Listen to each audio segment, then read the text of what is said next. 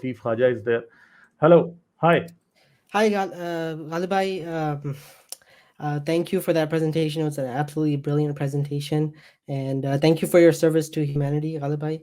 A few days ago, I was watching a documentary called "Yazidi Women, Slaves of the Caliphate." This was Uh-huh. about the Sinjar massacre of August 2014, when ISIS took Mm-hmm. 3,000 Yazidi women and girls as Yazidi sex woman slaves. as. So I had a few questions I wanted to ask you, Alibai. One is, why do you think why do you think the vast majority of Muslims around the world today condemn sex slavery and ISIS and say that it has nothing to do with Islam? Because they don't know. They don't know. They are totally illiterate about their own history. They don't know it. That's the main thing. And when they see, today the culture is so that if you are going to find some woman being forced into sex against her will, even in a movie, the person who is doing it is one of the villains in the movie. So the culture overall uh, has been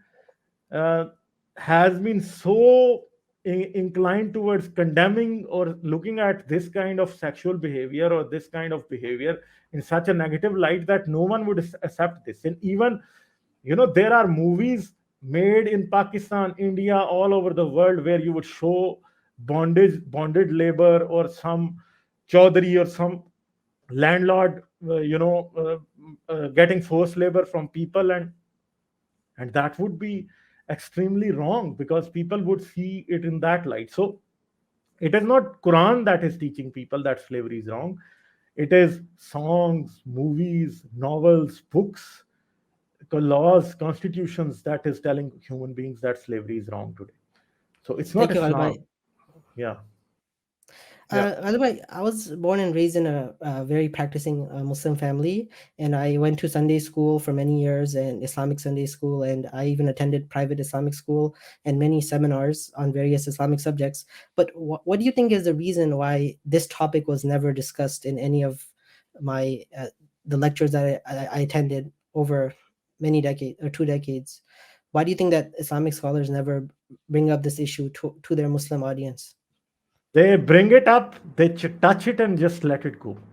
When you talk about Ghazwa-e Khyber, Ghazwa-e Banu Qurayza, Ghazwa-e Banu Mustalik, you talk about the conquest of Iraq, the conquest of Sham, anywhere, whenever you talk about such conquest, there is a mention of war booty and slave girls as well.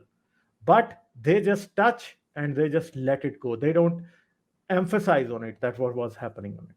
They just mention it as, okay, among all the glitter and all the fireworks of the victory, they would just slightly mention the slave girl there, and they would just talk about her as if she was another she ass or a donkey or a she camel that they got from the war booty. So people don't even think about that. For when I was reading Islamiyat in Pakistan, this is how they used to mention it. I don't know how you missed it. I think between the lines it would also be there for you, because when you mention the ghazwat or the wars or the malaham of Rasulullah or Maghazi of Rasulullah, the slave girls always get mentioned. Thank you, Ghalibhai. Ghalibhai, my entire extended family is Muslim, and I do, love and respect all my family, regardless of their religious beliefs. But I often debate these topics with them, and some of the responses that they come up with, I wanted to get your insight. If you have anything to say with for them, one standard response that I get is that the moral standards were different at that time, and it was culturally acceptable to engage in that practice. So it's not possible to judge people from a historical lens based on today's moral standards. What would you say to that, Alibai? It is okay to judge a religion on the basis of that claims to be the final religion, and its key person claiming to be a torch of guidance till the end of times for all humanity. If a person is born in America as a Native American, still Muhammad is should be his chief role model, his the pinnacle of his morality. Muhammad should be.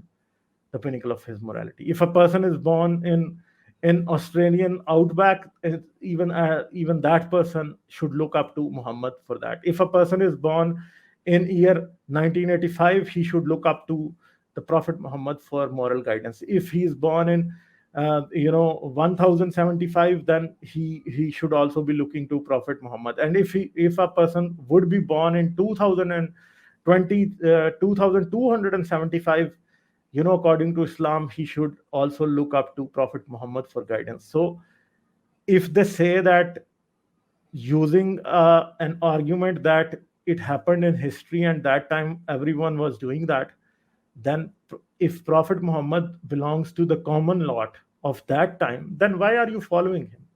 You don't need to follow him, because you can get much better moral guidance and moral examples and moral principles today. Why do you need to follow a person who lived 1400 years ago and had pretty sick ideas about humanity, and thought of women as extremely low people, and thought of non-Muslims as purely evil, and he killed people and made women into sex slaves and used them for sexual slavery, sold them, pleasured from their bodies against their will.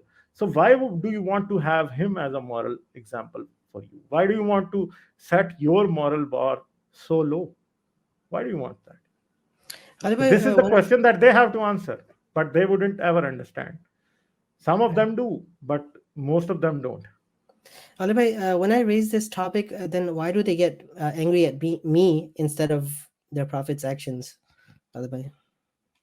Because actually they have a lot of respect for the prophet, but the reality of the and they have a set image of him in their minds as the best person that ever existed. But when you throw all this light upon one facet of his personality that is hidden from them, or sometimes they know about it but they are trying to look away from that portion of his life, so they would definitely be offended and they would feel bad about it. But you know let me just give you one example. Can you tell someone that a person has been murdered, or about any other heinous crime like that, expecting that they wouldn't be hurt? Every sane person, or every person who has some moral sense, or or some sensitivity about humans, whenever you tell them about a murder or a rape or any other crime of this extreme sort, that person would always be offended, and there is no simple way to put it to them.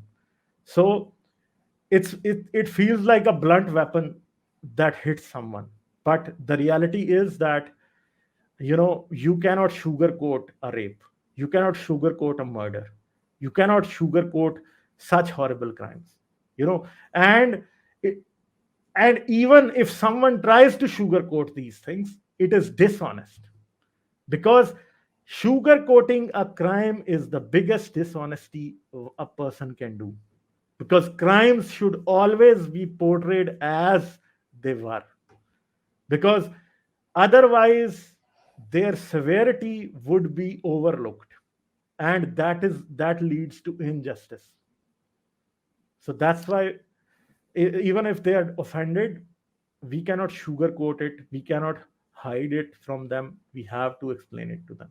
This is how it is. Thank you, Alibai. What do you say to Muslim apologists who say that ex-Muslims bringing up these issues are creating hatred against Muslims and are spreading Islamophobia around the world? No, how are we spreading Islamophobia? I think and Islamophobia basically is a sham term. It's a lie. Basically, when ISIS goes and enslaves a woman, how would you tell that woman to not be Islamophobic, or not fear Islam, or not hate Islam? The reality is, when Islam just keeps doing what it has been doing for the last 1400 years, and it still does the same thing today, and that thing is utterly disgraceful, an insult to human rights and humanity. And I am just telling them that from where this thing is coming from. So how am I spreading hate against the Muslims? I'm talking about Islam, and any Muslims who are going to condemn that are in the same place as me. So condemning something that Prophet Muhammad did, and that was against human rights, that was a human right violation. How can it be something that Muslims are going to be hated for if Muslims start to understand it and do something about it? So ISIS was making sex slaves, and none of the mullahs in the world were, I think there would be hardly two, three mullahs all over the world who gave fatwas against them. All the other mullahs in Pakistan would give fatwa over, an onion and a brick, but they did not give a single fatwa over these rapes and this sexual slavery. No one gave a fatwa. Tariq Jamil said nothing about it. The engineer Muhammad Ali Mirza, Mufti Tariq Masood, Taqi Usmani, all these famous mullahs in Pakistan, I can challenge you, you wouldn't even get a single statement out of them. No one did that. So Ghalib, if they think that if they think we should not be talking about that, sexual slavery in Islam, then they should be talking about it. If they are talking about it, then we wouldn't need to talk about it. And that maybe they would do a better job of it, and no one would hate Muslims for all these crimes. thank you, Ghalib. What do Yeah. you make of this argument that it was only allowed to take slave girls who came to fight in the war and not any civilian women as That's a sex lie. slaves? That's a lie. Why? Because Maria al-Kibtiya, who bore a child for Prophet Muhammad, I told even in this presentation that she was not someone who was made a slave in a war. She was received by Prophet Muhammad as a gift from an Egyptian ruler. So this hadith, or this portion of Islamic history, basically the argument that you are giving right now here is an argument set by Dr. Israr Ahmed, the late Dr. Israr Ahmed. So it's a lie. It's a blatant, shameless lie that Dr. Israr Ahmed propagated. Because and I know that Dr. Israr Ahmed knew that there were other slave women who were given as gifts to Prophet Muhammad, who were bought by Prophet Muhammad as well. So how can you say that? So it's a total lie. There's no truth to this statement. Right. Ghalib bhai, there's a famous statement by two Islamic scholars. One is Imam al-Nawawi in the past, and the other is Imam Muhammad ibn Idris al-Shafi'i. And they make the statement, Ghalib bhai, that it's only allowed to have intercourse with a female slave if she converts to Islam and consents to the intercourse. Is this accurate? Because Maria al-Kibtiya never converted to Islam. There was another slave woman, what her name was, uh, uh, Rayhana. the slave woman, Rehana, the slave woman that Prophet Muhammad got from Banu Qurayza. She also did not convert to Islam.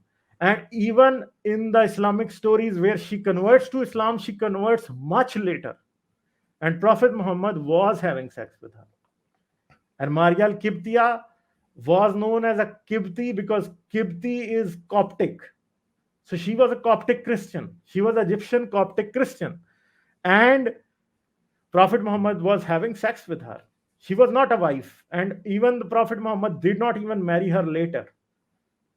So there is no story anywhere in any hadith or any seerah that mentions that Prophet Muhammad ever converted Maria al-Kibtiya into Islam or he ever married her. There is no mention of the marriage, and there is no mention of having, you know, of what you would say, f- yeah, no mention of marriage and no mention of conversion. No, not at all. Yeah. Ghalib bhai, is it more reward or sawab to free a slave girl or to gift her to somebody else? What to somebody else? Gift her to somebody else, Islamically. There is a hadith where Aisha frees a slave, or Maimuna, I is think someone Maimuna. else? Mamuna freed a slave, and the Prophet Muhammad said that it would have been better if you gifted that slave girl to your paternal uncles. Thank So, you. but we cannot say that one is better or the other, because we know that Prophet Muhammad is all over the place. He would say something about freeing the slaves. He would say something about not freeing the slaves. He would say something about uh, gifting a slave. He's all over the place. So I think if you genuinely say that what was the thought of Prophet Muhammad over these things, I think he did not care about the slaves at all. This is what I think. Because Thank you, Albai. What do if you I make of? don't care about something, if I don't care about something, then my statements would be all over the place. If I don't have strong opinion about something, yeah. Right. Ghalib, what do you make of the argument that this was the only way to take care of the women since their husbands, uh, brothers, sons and fathers were killed by the Muslim army? So they needed to be integrated into the society, and that was the only way is to have them sent to each family and live, quote unquote, like a wife with equal rights to a wife. Because if you were so much concerned about their welfare, you know, in those times, husbands would go for war for many years, and women would be in charge of the children and the house and the farms and everything. Husbands would be away for very, very long times, and those women would be just doing fine. It was not only limited to non-Muslim women, it was also similar to Muslim women as well. Even the Prophet Muhammad was away for ghazwas for a very, very long time, and the women were caring for themselves. Zainab, the Prophet's wife, was a leather tanner. She used to make leather garments and goods, and she was taking care of herself. And many other wives of the Prophet were doing business. His first wife, Khadija, did not had a husband, and she was a businesswoman. And Prophet Muhammad worked for her more than a couple of years before he got married to her. So she had no husband during that time. So who was taking care of her? So it's just a fallacy.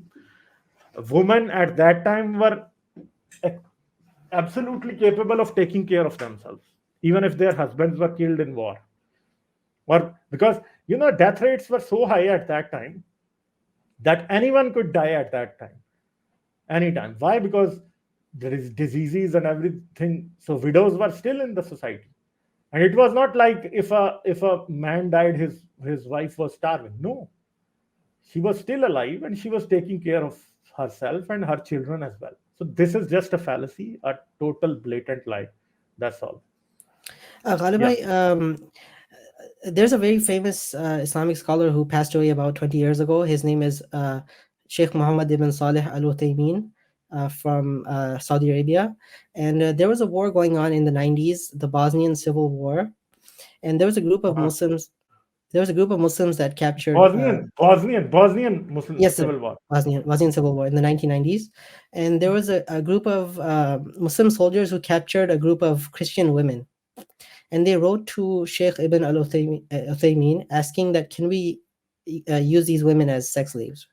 And he replied that it's haram, it's not allowed in today's time to engage in sex slavery. So what I want to ask you, Albai, is do Islamic scholars have the moral authority to cancel Allah's teachings, or do they have to abide by the teaching of the Quran and Sunnah? Because Prophet himself never abolished slavery, and he never said that it is unlawful, for it would be unlawful in the future to have sex with the slave girl. Or he never you know uh, disbanded slavery in his own time, or he did not even give an indication that he would do it in the future. And he never gave an indication that slavery would be outlawed 1400 years from now or 1300 years from now. He never gave any sign of that. Thank you, Alibai. Alibai, I watched the debate between Daniel Haqiqatjou and Haris Sultan on Yeah. Sharia. And in that debate, Okay. Daniel made the argument that, Afif, hello. yes, yes, sir, go I ahead. think Afif just got dropped. Oh, did I get dropped? Okay, Should, Afif got dropped. Okay, yeah, oh, we are going to move on. So yeah, there is just one super chat, and Mo was kind enough to send one, and I think I need Malik Umar here today because no one is sending any super chats.